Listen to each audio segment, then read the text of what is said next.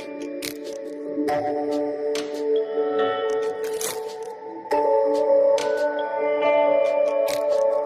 People, मैं हूं तुषार पटेल और मैं आज आप सभी को सिखाने वाला हूं the very first topic of your 12th standard new syllabus which is rotational dynamics. But you have to understand what is rotational dynamics before studying it, कि हम ये चैप्टर को किस सीक्वेंस में पढ़ने वाले हैं. कम ऑन, ये चैप्टर में सिर्फ रोटेशनल वाला पार्ट नहीं है, इसमें कुछ कुछ पहले के सर्कुलर मोशन वाला पार्ट भी है. तो टोटली इस पूरे सेशन में we will be studying it into three parts. ठीक है, the very first part will be of the circular dynamics. Circular dynamics को मैंने टोटली दो पार्ट में तोड़ा है. This is the part one which is in 11th standard और उसमें हम ये सारी चीजें पढ़ेंगे. The terms like radius vector, angular displacement, angular velocity, angular acceleration, linear acceleration, CPF, CFF, all these things which come into these terms and forces सारी इसमें आ जाएगी CPF, CFF वाली.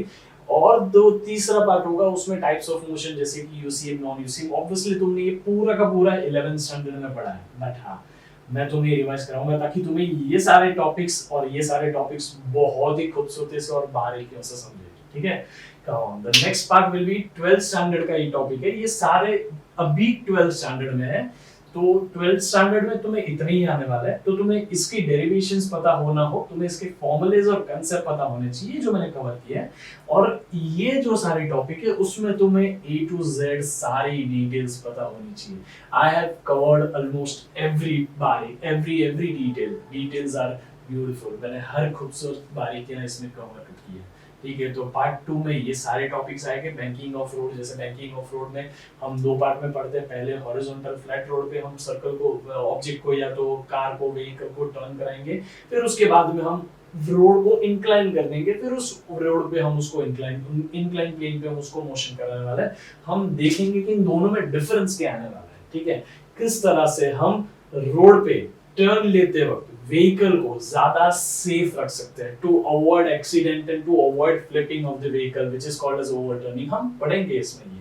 फिर उसके बाद conical pendulum, it's a simple pendulum जिसको हम इस तरह से घुमाएंगे. उसके कुछ फंडामेंटल्स और किस तरह से मोशन परफॉर्म करेगा, किस तरह से उसमें टेंशन होगा, time period, frequency, all this terms will be studying in this thing. VCM, it's a part of a motion जहां पे हम सर्कल वर्टिकल मोशन में करते हैं. ऑब्वियसली सबने सुना होगा, मूवीज में देखा होगा, किस्मत कनेक्शन में है ना, जायंट व्हील ऑफ लंदन. हाँ, ये सारा वर्टिकल सर्कुलर मोशन में है. We go to amusement park to feel this VCM. हम इसी के लिए तो पैसे भरते हैं इतने सारे. VCM में हम वो सारा चीज पढ़ेंगे कि क्यों वहां पे किस तरह से मोशन होता है VCM में. The next is sphere of death. ये जो टॉपिक है वो सर्कस में तुम लोगों ने ज्यादा करके देखा होगा, जहां पे बाइसिकल मोटर राइडर जो भी होगा या फिर जो भी कार वाला होगा वो कार से पूरा का पूरा सर्कल कवर अप करता है, ऊपर से जाके आता है, लेकिन वो गिरता नहीं है. वो क्यों नहीं गिरता है वो मैं तुम्हें यहाँ पे पढ़ाऊंगा. या तो फिर वो पूरा ऐसा सर्कुलर ब्रिज कवर अप करेगा, वो कवर अप करते करते वो यहाँ से ऐसा जंप नहीं करेगा, जबकि हम तो छोटा सा स्पीड ब्रेकर भी अगर ऐसे जंप करे तो आगे से चली जाती है गाड़ी, है कि नहीं. तो इसमें किस तरह से सेफली छोटे या बड़े स्पीड ब्रेकर को क्रॉस करना चाहिए, will find out the equation and will solve it all. Last is rotational dynamics. This is the rotational dynamics. ये purely rotational motion है. This was a part of circular motion, but अभी इसको इस chapter के अंदर डाला गया है. ठीक है, so this is also 12th standard topic.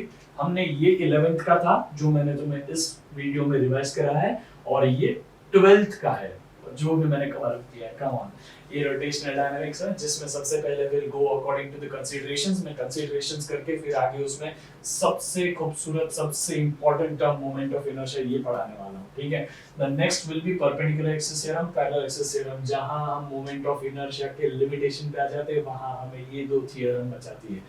Every alternative exam इसमें से दोनों में से एक डेरिवेशन आई है. अभी new syllabus I don't know about it, but आज तक के हर पेपर में इन दोनों में से कोई एक डेरिवेशन आई है. ठीक है, analogy with the mass and other linear terms, जैसे कि हम किस तरह से लीनियर मोशन जितना भी हमने पढ़ा, लीनियर टर्म्स जितनी भी हमने पढ़ी, उसको हम कैसे रोटेशनल या तो सर्कुलर चीजों में यूज कर सकते हैं. मतलब हम लीनियर टर्म्स को एंगुलर टर्म्स में डायरेक्टली कन्वर्ट कर सकते विदाउट डिराइविंग इट. हम डायरेक्टली उसको अज्यूम कर सकते हैं. कैसे, क्यों और किस तरह से, हम इस पार्ट में पढ़ेंगे.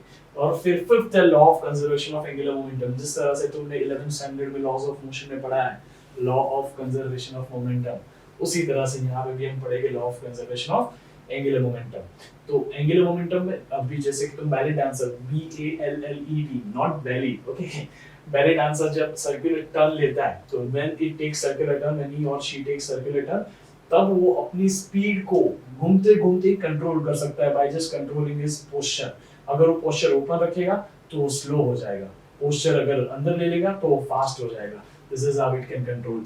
बॉइल्ड एग ज्यादा घूमता है और रॉ एग जल्दी रुक जाता है।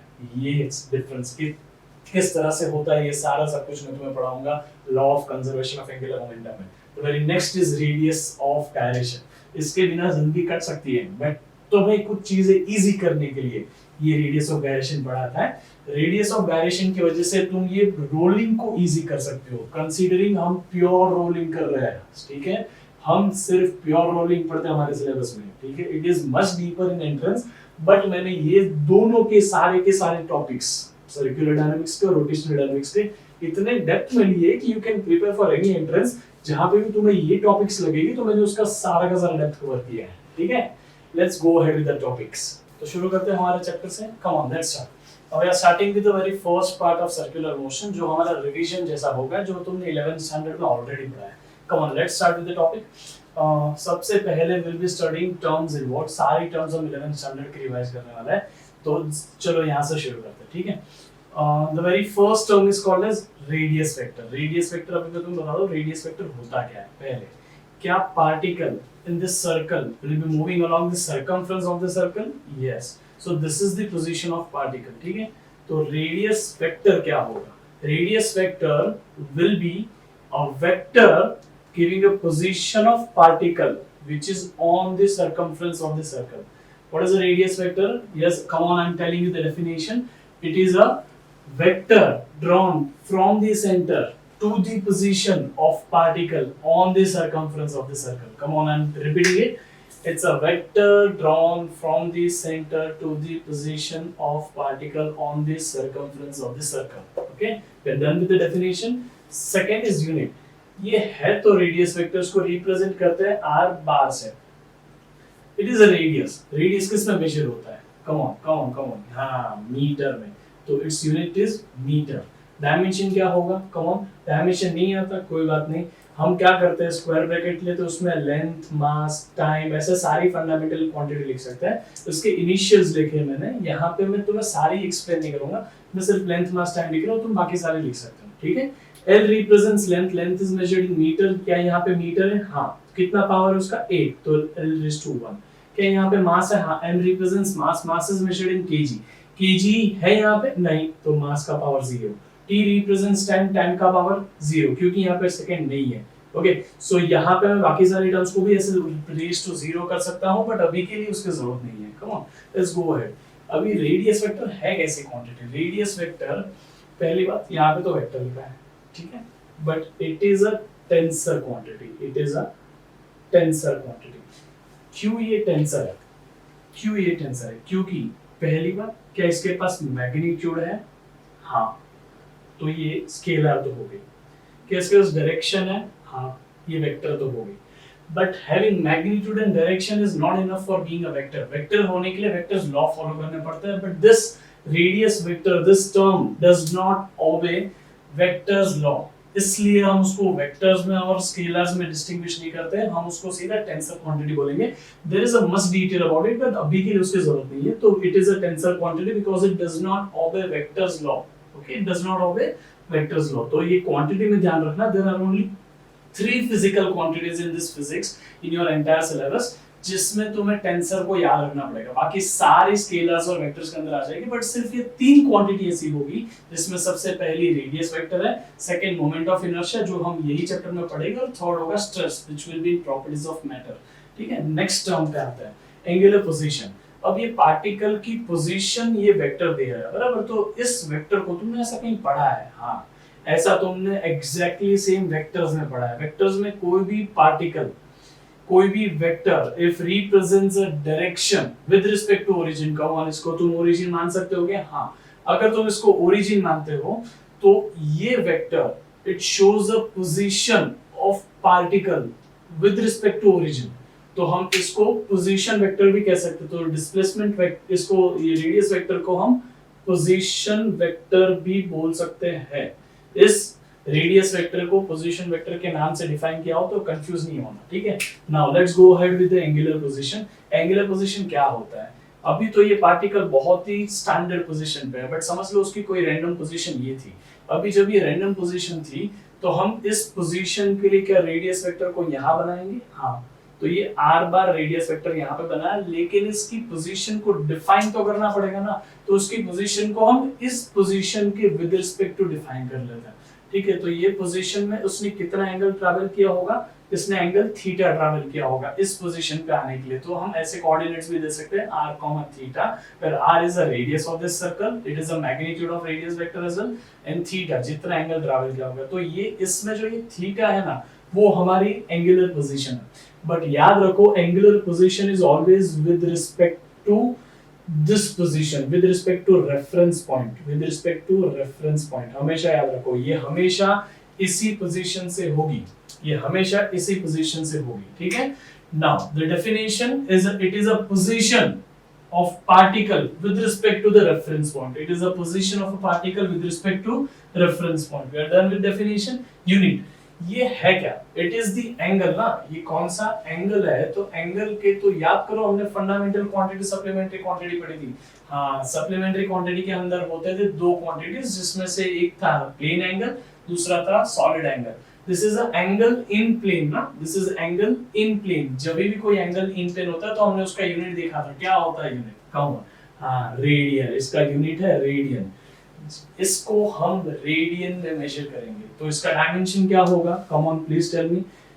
L1? No, it is a ratio. तो रेशियो का तो कोई डायमेंशन ही नहीं होता, but it is a special ratio, इसीलिए तो इसको हमने सप्लीमेंट्री क्वांटिटी करके दो अलग-अलग दिए ना।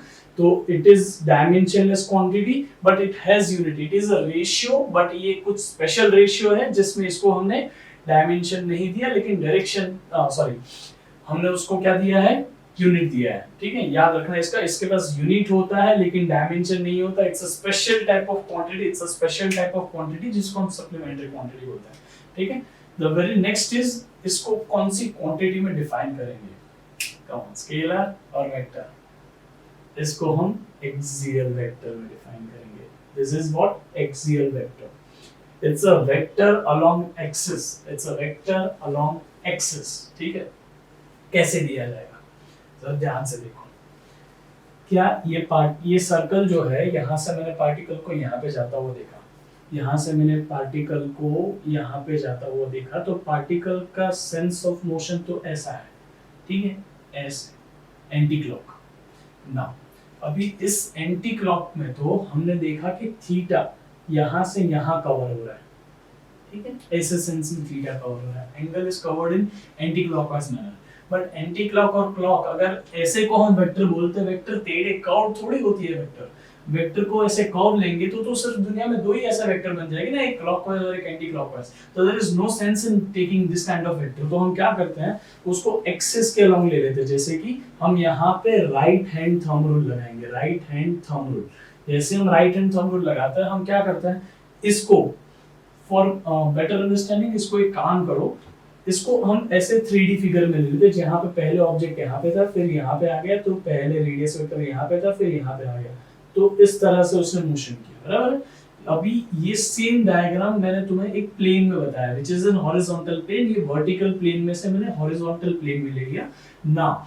यहां से अगर तुम इसको राइट हैंड लो, राइट हैंड की पहली पोजीशन पे आओ, राइट हैंड से फिर उसकी कर्व फिंगर को सेकंड पोजीशन तक लेके जाओ और थंब आउट स्ट्रेच कर दो, तो thumb will give you the direction of this quantity. तो ये क्वांटिटी का डायरेक्शन ऐसे आ गया, व्हिच इज थीटा बार का डायरेक्शन।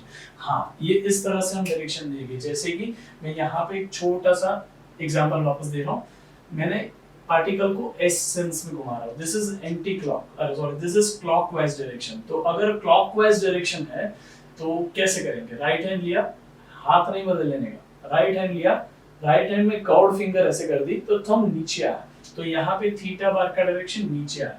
प्लीज ये हर बार ही आएगा, जितनी 4-5 आगे क्वांटिटी पढ़ाऊंगा उसमें से ऑल्टरनेटिव क्वांटिटीज ही यूज करेगी डायरेक्शन। तो इसको वंस इन ऑल इसको समझ के रखो। जैसे ही तुम्हें कोई एक्सियल वेक्टर जैसी क्वांटिटी दिखे, उसको राइट हैंड थंब रूल से डायरेक्शन निकालता है। राइट हैंड की कर्व्ड फिंगर को इनिशियली कोई डायरेक्शन से रखो, उसको आगे सेंस ऑफ मोशन के अलोंग लेके जाओ, तो थंब जहां आउटस्ट्रेच होगा that will be the direction of theta bar, ठीक है।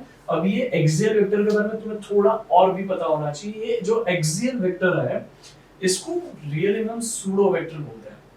ये थोड़ा सा सिलेबस में से हायर नोड पे है, मैं बट तुम्हें बता के रख रहा हूं ताकि तुम्हें कंफ्यूजन क्रिएट ना हो। ये एक्सियल वेक्टर को हम सूडो वेक्टर भी कहते हैं, बट ये भी कंडीशन है कि उसको सूडो वेक्टर तभी कहेंगे जब उसका मैग्नीट्यूड थोड़ा बड़ा हो। अगर ये बहुत छोटा इनफिनिटेसिमली स्मॉल वेक्टर है ना, ये बहुत छोटा एक्सियल वेक्टर है, तो वो रियल वेक्टर्स के जैसे बिहेव करता है, बट वो सूडो वेक्टर उसको हम यहाँ पे कहेंगे जब उसका मैग्नीट्यूड बड़ा हो, ठीक है। ओके ओके, सूडो वेक्टर क्या होता है? Pseudo vector is again a vector which does not obey vectors law। कैसे? देखो जरा मैं तुम्हें बताता हूँ। जैसे कि दिस इज माय फोन, ठीक है। यहाँ पे मैं तुम्हें एक एग्जांपल दे रहा हूँ, सर ध्यान से सुनो। ये हम इस फोन में, याद रखो मैंने यहाँ पे कैमरा है मेरा, ऊपर स्क्रीन है और नीचे ब्लूइश पार्ट है। तो उसके ऊपर मैंने यहाँ पे वाई एक्सिस कंसीडर किया और यहाँ पे एक्स एक्सिस, ठीक है। इट्स एन इमेजिनरी एक्सिस, याद रख लेना, ऊपर वाई एक्सिस ऐसा और यहाँ पे एक्स एक्सिस है, ठीक है। अभी हम उसको रोटेट कर रहे हैं, जरा ध्यान से सुनना। along y axis right hand thumb rule लगाया, थंब ऊपर रखा और मैंने ऐसे रोटेट किया, तो पहले मैं उसको इस y एक्सिस के along वाले पोजीशन से रोटेट कर रहा हूं, तो ऐसे रोटेट हुआ, ठीक है। 45 डिग्री से रोटेट किया है। उसके बाद मैं उसको, ये x एक्सिस था ना हमारा, x एक्सिस में उसको x के along चाहिए, तो मुझे ऐसे रोटेट करना पड़ेगा, तो मैंने ऐसे रोटेट किया। Now you remember this position, उसमें कैमरा नीचे है और ब्लू पार्ट तुम्हारा सामने है और स्क्रीन मेरे सामने है, ठीक है। ये याद रखो इसको। अच्छा, मैं वापस वही पोजीशन ले रहा हूँ, ये सेम पोजीशन पे आ गए, लेकिन अब मैं पहले x के अलोंग घुमा रहा हूँ। मैं जैसे ही पहले x के अलोंग घुमाऊंगा तो मैं x के अलोंग ये राइट हैंड थंब रूल लगा, इसको घुमाया ऐसे, ठीक है। इसको जैसे ही मैं ऐसे घुमाता हूँ तो पहले ये पोजीशन आई, फिर मैं y के अलोंग घुमा रहा हूँ, y के अलोंग घुमाऊंगा तो ये पोजीशन, वाह, ये पहले वाली पोजीशन से अलग है। जब वेक्टर लॉ कहता है कि दो वेक्टर को कोई भी सीक्वेंस में ऐड करो, result will not change, a bar plus b bar is equal to b bar plus a bar. लेकिन यहाँ पे जब मैंने y के अलोंग वाला वेक्टर उसमें x वाला ऐड किया, फिर x वाले में y वाला ऐड किया, तो आंसर बदल गया ना, रिजल्ट इज नॉट सेम। तो इसीलिए हम इसको कहते हैं कि ये क्वांटिटी सूडो वेक्टर है, क्योंकि ये बेसिक वेक्टर्स लॉ भी फॉलो नहीं कर पाते, ठीक है। तो axial vectors are pseudo vectors, और एक्सियल वेक्टर का डायरेक्शन कैसे देते हैं? राइट हैंड थंब रूल से। Very good, it is given by right hand thumb rule. Now the next quantity is arc length or distance, ठीक है। Distance और arc length को हम कैसे देख सकते हैं? डिस्टेंस और आर्क लेंथ को एक काम करो, हमारा जो पहले पोजीशन ऑफ पार्टिकल यहाँ पे था, फिर पोजीशन ऑफ पार्टिकल यहाँ पे हो गया, तो पहले यहाँ से यहाँ रेडियस वेक्टर बन गया, फिर यहाँ से यहाँ रेडियस वेक्टर बन गया। तो जब पार्टिकल ने यहाँ से यहाँ पोजीशन चेंज की इस ड्यूरेशन में, क्या उसने ये length of the arc cover कर लिया है ना? तो this length of the arc is represented by s, obviously it's a scalar quantity.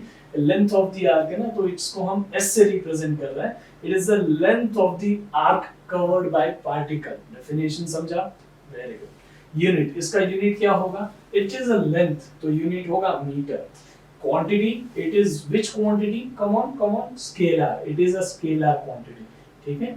इसके लिए मैं तुम्हें एक रिलेशन समझा देता हूँ, ये कौन से फॉर्मूले बेस्ड होगा। इसके लिए सिंपल सा रिलेशन है, s is equal to r theta. ओ, ये कहाँ से आया समझना है। ये s is equal to r theta का, लेट्स टेक इट आउट। कैसा आया देखते हैं। चलो, ये सर्कल लिया हमने, इसमें इस सर्कल पे पहले पार्टिकल की पोजीशन ये थी, ठीक है। तुम्हें रेडियंस में हम उसको मेजर करते हैं, तो एक काम करते हैं, थीटा की जगह पहले 1 रेडियन सब्स्टिट्यूट कर देते हैं, ठीक है। 1 रेडियन तुम्हें पता है व्हिच इज अप्रोक्सीमेटली 57 डिग्री, है ना, 57 डिग्री और सम मिनट्स, अप्रोक्सीमेटली 57 डिग्री। और हमने ये थीटा की जगह अभी क्या रखा है? 1 रेडियन।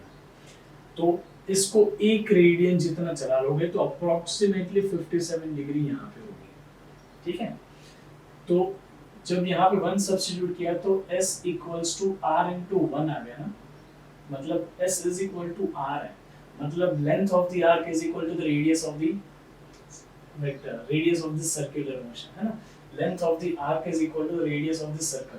तो ये लेंथ ऑफ द आर्क है वो, और ये दोनों इक्वल है लेंथ में, मतलब s is equal to r है, तब जाके हमारे पास ये 1 रेडियन या तो 57 डिग्री, अप्रोक्सीमेटली 57 डिग्री बना है।